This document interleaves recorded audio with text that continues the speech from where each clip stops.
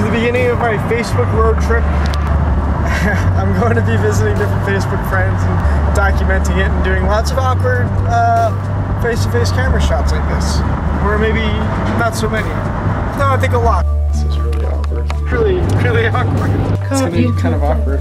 Yeah, It's right. kind of awkward. It wasn't terribly awkward, but it was massively awkward. Here's the beginning of my trip. Ah, there we are, on the old dusty trail. Eating nuts and driving all over the place.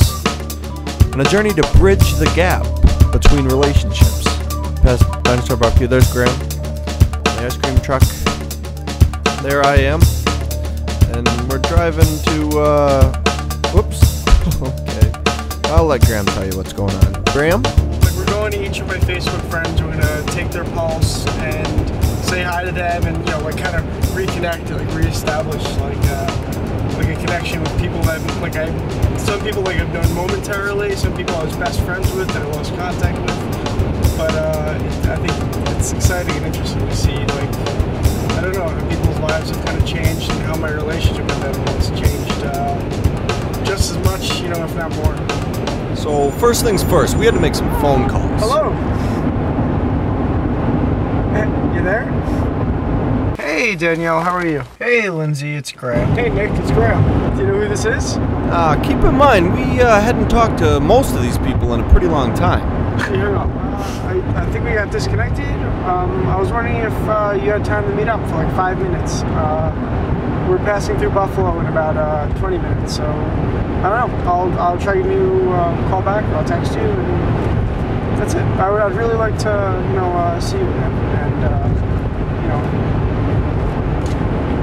meet up.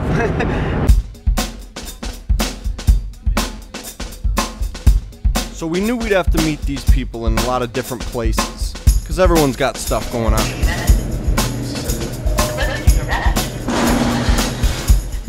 And we only had a window of a few hours in each city to meet up with them. And let me tell you, some cities had a pretty big friend population. So that's exactly what we did. We met them anywhere we could. Stacy very kindly offered to take us out to dinner.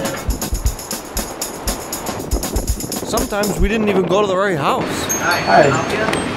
Sorry, you got 20 minutes late from the time, but I'm sorry. It doesn't matter. You didn't have to wait for me. Nah. You serious? Yeah. Okay, I'm not gonna do good anyway. I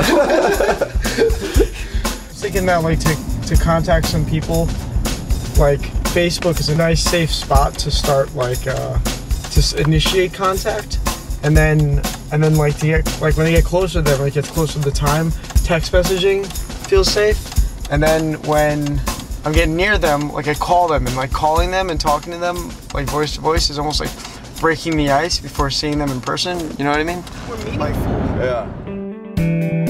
We took their portraits and asked them about childhood friends, and the stories we got were beautiful. Alright, my best friend from Ohio, his name was Joel. We did everything together, and I think he's pretty different, because he used to be a real big klutz dork back in first grade. her parents' names were, her mom's name was Jalitza, and her dad's name was Nelson, and her sister's name was Brenda, and the dad called the mom Jelly.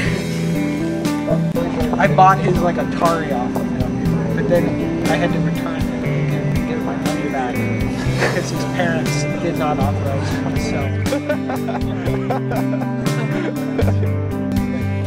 We used to go for walks around our little apartment complex.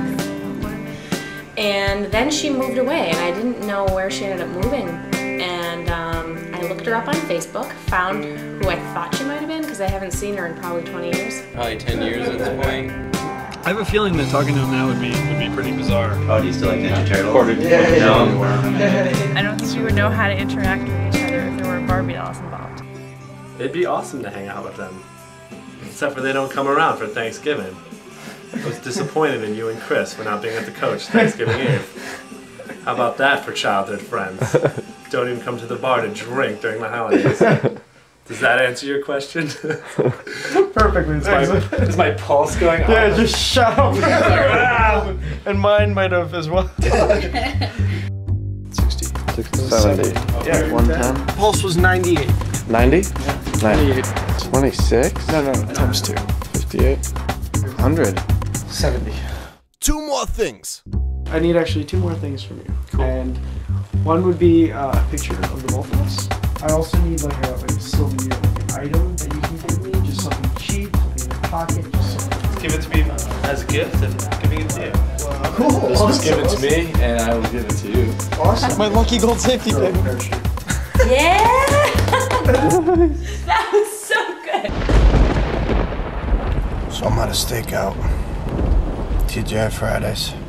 Waiting for Graham to come back out. He went in to see his ex-girlfriend.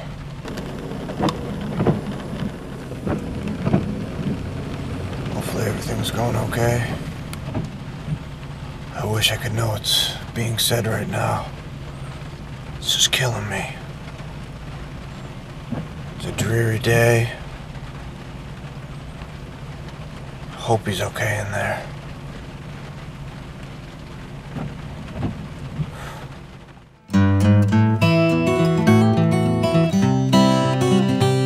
We traveled over 1,800 miles.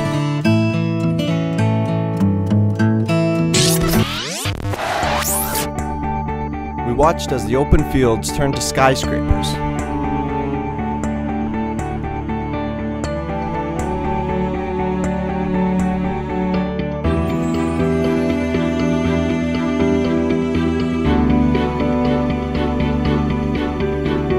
We began to feel the strange emotion that developed as we met up with friends we've made over an entire lifetime, compact into less than a week. So check this out. We also got to deliver our own Facebook messages. : Not the butt kind. Philip, I miss you. Call me. Lily. Wednesday, March 11th, 2009.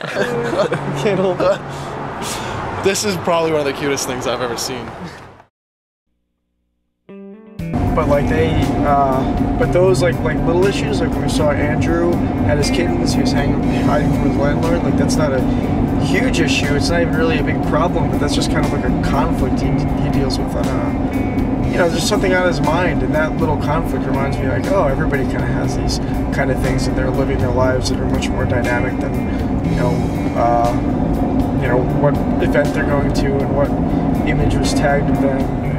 But yeah, like, I mean, Davis has his own house, and he had a dog, and like, you know, it was really neat to see him. Yeah. It just leads you to believe there's more to him than what you see on Facebook, you know, because it really limits what a person's life is. I mean, Facebook's, I guess, is really, it's just a tool to connect to people, and then often you start to think that the entire entity of that person is that profile they put up.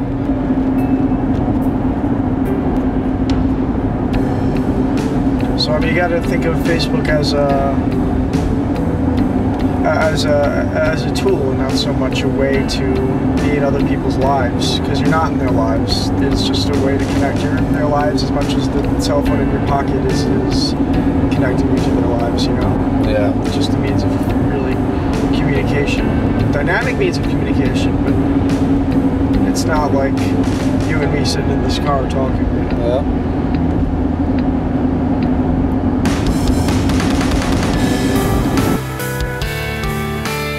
Alright, my name is Josh Barron. I'll be your co-pilot for the trip. We're now leaving for Philadelphia, Pennsylvania from New Paltz. We're going to be about, what would you say? I'd say about 3 hours, Josh.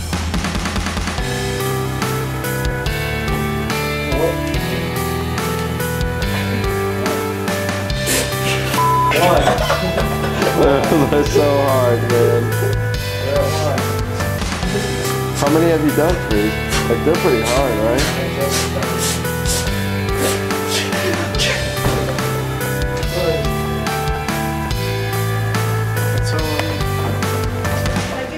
This is my mother. Hi, Mr. Zinsky. How are you? Graham, Josh.